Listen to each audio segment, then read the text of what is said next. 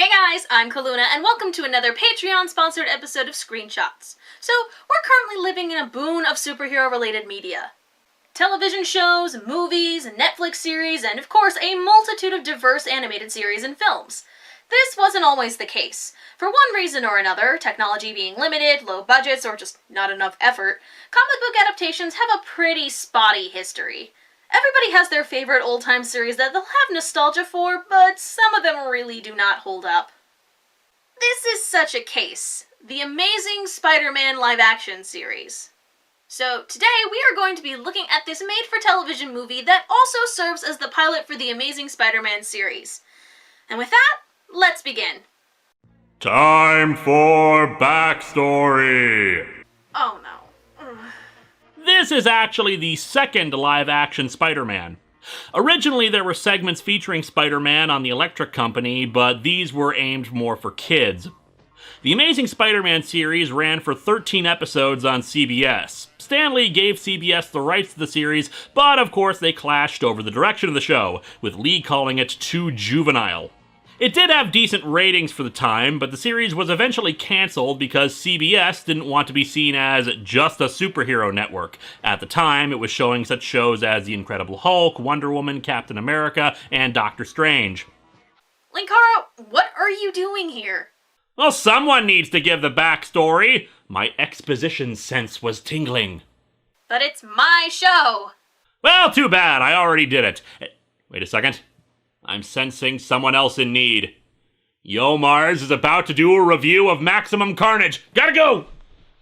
Wait, Linkara, I have a... Oh crap, this wasn't in the cameo manual. Spider-Man, Spider-Man, does whatever a spider can. Spins a web any size, catches thieves just like flies. Look out, here comes the Spider-Man. So, quick warning before we start. I had a really hard time finding footage for this. I could only find footage from a VHS release, so apologies for the kinda crappy quality. We open to... Wait, did somebody accidentally tape this over with an episode of Emergency? Apparently, we see a doctor and a lawyer suddenly walk out of their jobs and go rob a bank. There's a joke set up in there, I just know it. Hypnotized by some weird noise and some lapel pins, then crash their car into a wall which knocks them unconscious. Wait, they crashed going like 2 miles an hour and they're suddenly in a coma? Did they have like a -5-star safety rating? Guess it's a good thing cars have improved in the last 40 years. Some dudes take the stolen money and the pins off their bodies and run off. And nobody saw a thing. We cut to the Daily Bugle where our hero Peter Parker is, as you guessed it, trying to sell some photographs to J. Jonah Jameson. This isn't the same JJ that you're used to from most other adaptations, especially recently. He's not yelling all the time, not smoking a ridiculous cigar, nothing. He's just a normal guy trying to give Peter some money and background setup. Pfft, lame. I'm sorry, son. Nothing personal, but I'm a busy man. Some breaking news comes in, and yay, more exposition. A terrorist takes claim for the robbery, claiming that they used mind control to force high members of society to commit the crime, and threatens more lives unless they're paid a lot of money. News Alert will bring you more details as they become known. But hey, that seems really important, so let's not address it until the climax of the film.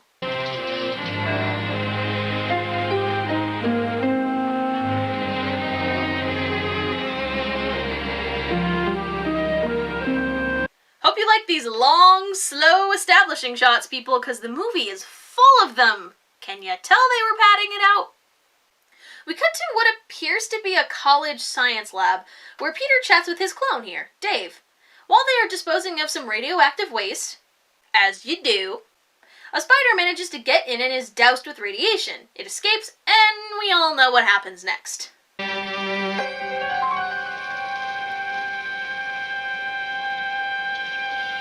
I've been bitten by a book!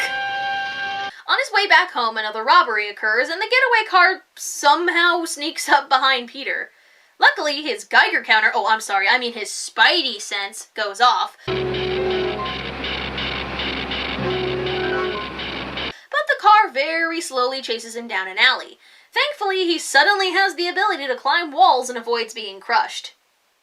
So he manages to put 2 and 2 together, which is mostly just the editing doing the work for him, and he realizes that his powers must have come from whatever happened in the lab earlier.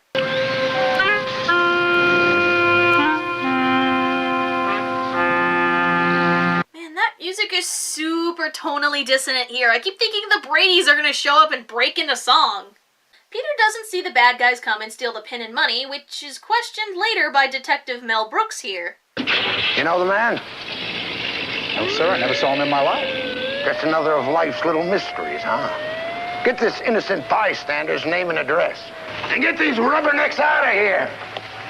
Oh, so that's where JJ's characterization went. Look, he's got the cigar and everything. Later, Peter goes home and takes a nap, which is what I want to be doing right now. Even though it was already established earlier that he figured out where his powers came from, they really wanted to hammer home just what happened. Quick, how do we pad this out even more? Show flashbacks of the last 10 minutes or so? You're a genius! Well, I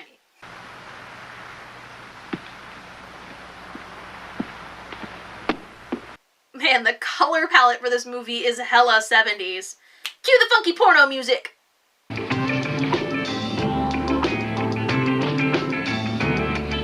And then we get some innovative green screen as Peter tests out his powers.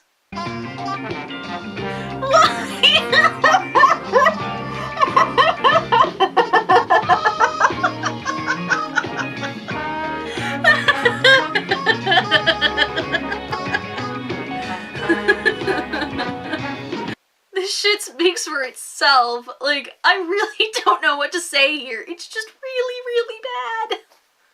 Peter's spider sense continues to be hilarious as he magically detects a purse robbery in progress. Hey, you! Hold it! Hold it!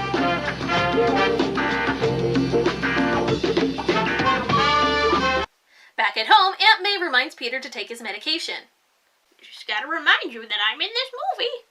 We are spared the death of Uncle Ben in this, and a speech about power and responsibility, because I guess he's already dead? I don't really know, it's actually not really established. We are treated to the world's fastest cosplay job. Man, never underestimate cosplayers with a deadline. Peter takes pictures of himself as Spider-Man to then give them to JJ, who isn't sure if they're genuine or not. How do I know? Maybe he made the whole thing up. Sure, and then he had his girlfriend sew up a costume, and he went out and learned how to climb straight up a wall. Yeah, that's ridiculous. Me having a girlfriend. Wait. Peter is tasked with taking pictures of another robbery and crash, and lo and behold, we meet up with the captain again. So I must have spaced out when I was watching this scene because I still don't really know what's going on here. So the crash victim isn't dead, but mostly dead. I'm getting better. No, you're not. You'll be stone dead in a moment. So the paramedics are just standing around? Then Peter distracts them and pushes the seat back and pulls out the steering wheel so they can help the guy.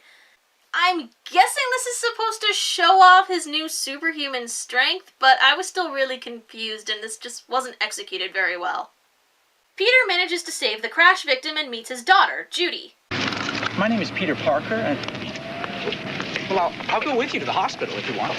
She's going to be the love interest for this film. That's basically her entire purpose here. Couldn't have had a Gwen or a Mary Jane. Someone watching the scene calls into his boss to let him know the victim was awake, and it cuts to a mysterious figure over a bunch of sciencey stuff. He then sends in a goon who puts the mysterious pin on the jacket and next to the victim. The boss presses buttons and inputs a command which makes the victim go to the window with the intent of throwing himself out.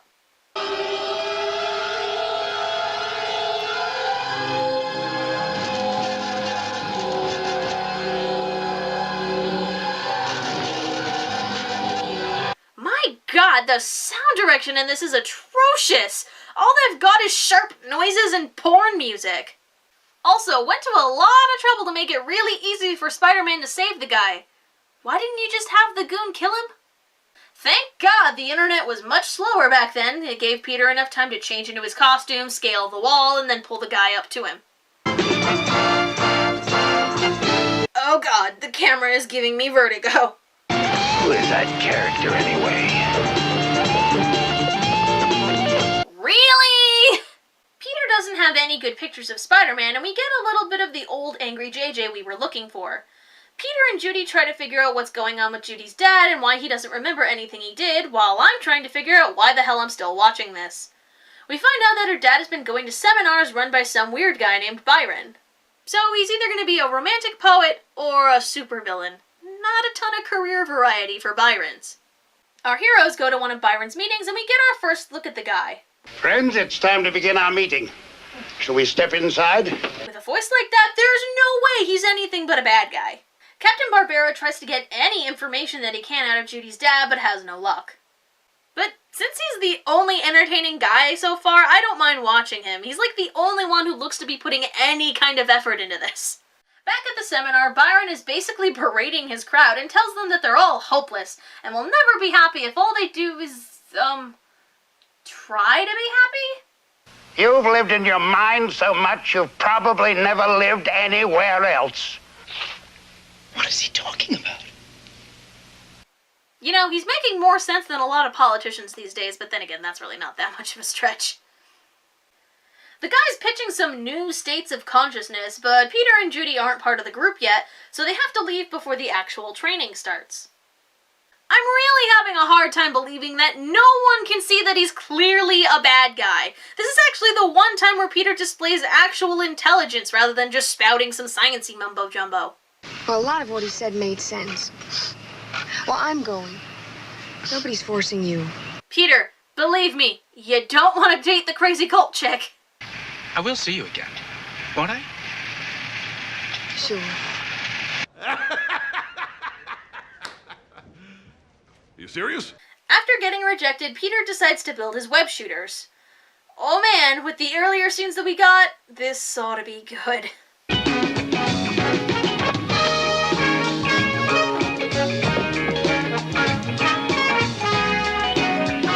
Total surprise! Yeah, okay, that's about what I was expecting. The movie remembers, oh right, there was a terrorist threatening people's lives! And if you hadn't put it together already, Byron's training is actually hypnotizing people so they commit the crimes. Luckily, Peter has a plot detector machine, and he manages to detect the waves that are being used to hypnotize the people. He calls his professor at the space lab to ask about the signals that he's seeing, and when he doesn't get an explanation, he decides to, do nothing. But once again, his spider sense puts all those obvious threats together, and he leaps into action.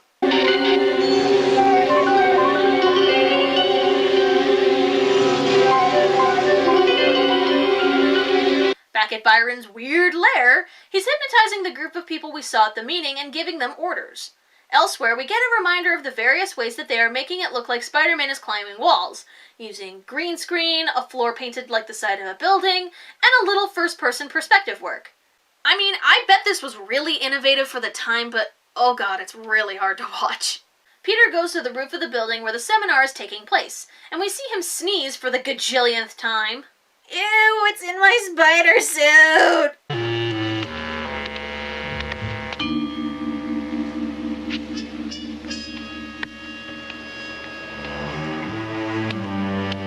And once again, we have these long, really drawn-out scenes to pad out the movie. But then, ninjas attack! Here.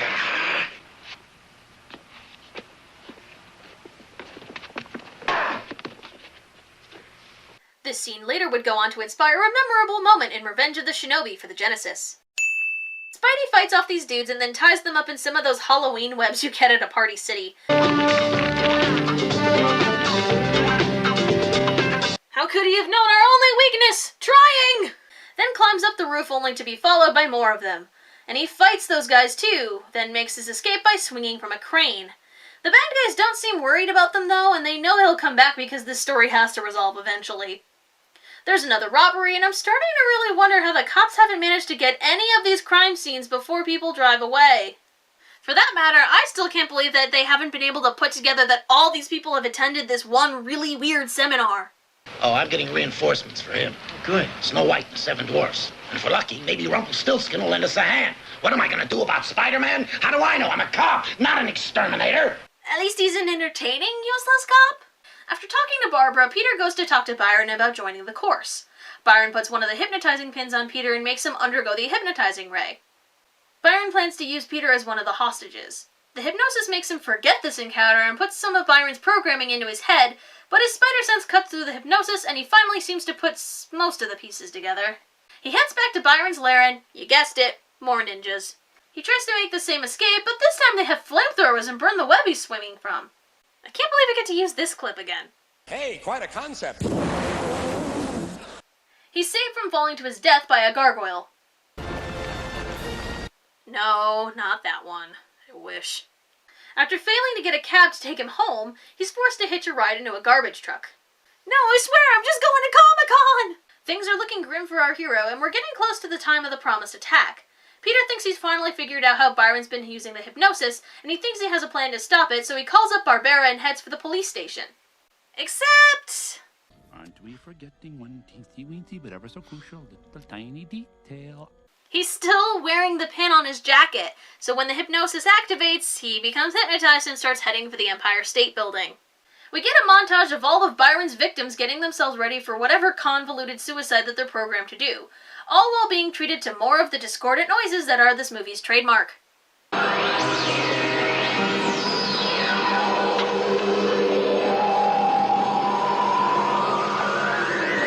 Barbara takes a police boat to the seaplane where the ransom exchange was supposed to happen and arrests the people in the plane. In a scene where microphone placing and sound mixing is so confusing that you can't even blame it on 1977. But the city just ran out of money. Freeze! Okay, you don't have to get sore. We quit. Did they really think no one was going to stop them? Byron is angry that his ransom isn't being paid, so he inputs the kill command for all of his hypnotized people. Luckily, Peter's hypnosis pin is pulled off by a metal fence on the Empire State Building, and he snaps out of it. He swings over to Byron's building and uses more silly string to pull the radio tower thing broadcasting the signal down, foiling the evil plan. Man, I'm really glad that he was able to go swing over to Byron's building before anybody else could literally just take one step forward to their doom. Would have been a real tragedy otherwise. Now, I reversed the microwave, so let's be buddies, all right?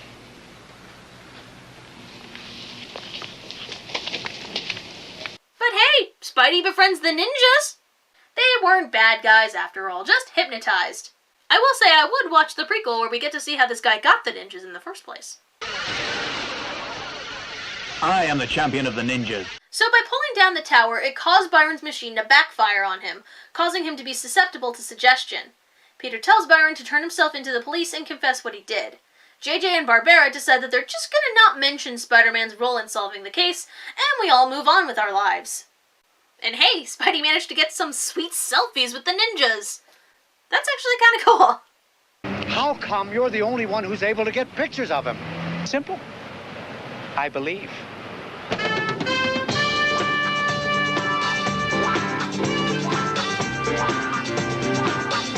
And yeah, that's how it ends. So yeah, this really doesn't hold up. And surprisingly not for the reasons you think. All the Spider-Man stuff, the web crawling, the web shooting, that's actually the entertaining part. The problem with this is that it's a really long and boring movie. You didn't really see it too much in the review because I was condensing everything down, but there's just really long scenes of nothing, or just long establishing scenes that really don't go anywhere. They don't really have a ton of characters from the comic here. We have Peter, of course, and Aunt May for like a second, and JJ, whose character is sort of split between the Newspaper Man and Captain Barbera. Everyone else are specifically made for the series. Byron, Judy, that dude Dave at the beginning. We get a very abridged origin, and the costume doesn't look too bad for the time, but there's not really a ton here that makes it feel like Spider-Man. He's sort of a cardboard cutout of Spider-Man. There's not really much personality to him. I can see why this series didn't last very long. Now, this was kind of a difficult movie to just do a review for since you have to condense things down and make it so everything doesn't take too long. However, if you're a big fan of riffing really bad movies or just watching something that's just not amazing, this definitely fits into that category. A lot of the really long, boring parts can be a bit slow and hard to watch, which is why if you're riffing it, it can make it much more enjoyable. I'd say you're probably better off skipping this. There's plenty of other Spider-Man series to watch, like Toei, where he transforms via motorcycle and has a giant robot. Wait, why am I not reviewing that? Time for backstory. backstory. Get out of here! Alright, I better go before Linkara comes back again. Alright guys, I'm Calluna, and thank you for joining me on another Patreon-sponsored episode. I'll see you guys in the next one. Bye!